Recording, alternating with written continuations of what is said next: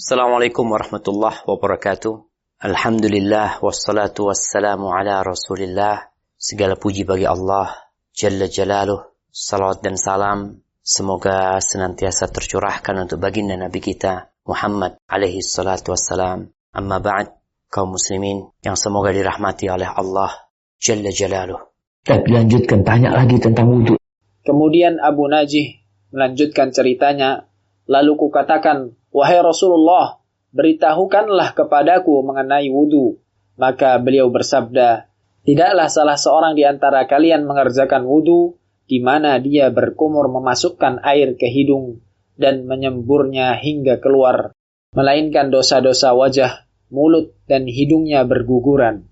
Kemudian jika dia membasuh wajah seperti yang diperintahkan oleh Allah, maka berguguran pula dosa-dosa wajah melalui ujung jenggotnya bersama-sama dengan air. Kemudian jika dia membasuh kedua tangannya sampai ke siku, maka akan berguguran dosa-dosa kedua tangannya melalui ujung jari jemarinya bersama-sama dengan air. Selanjutnya jika dia membasuh kepalanya, maka akan berguguran kesalahan kepalanya melalui ujung-ujung rambutnya itu bersama-sama dengan air.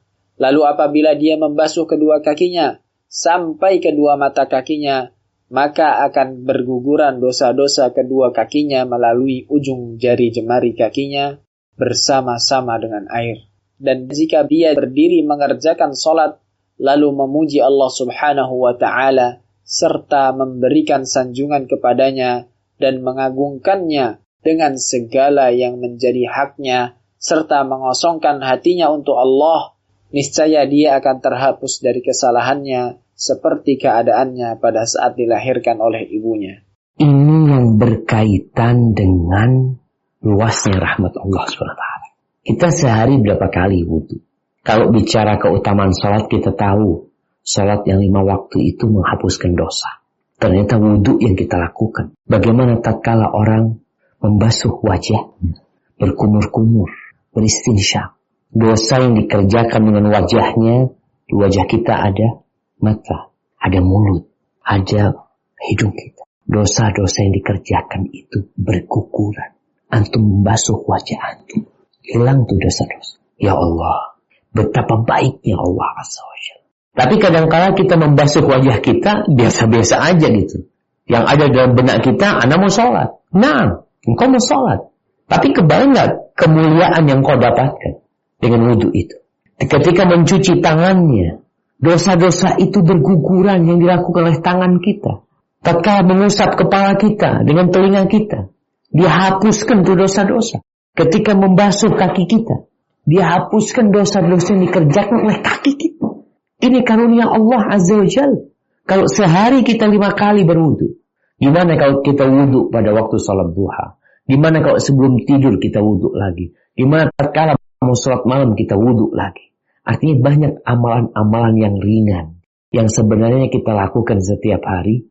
Ternyata Allah memberikan pahala yang besar buat orang yang mengamalkannya lillahi ta'ala. Ini penting.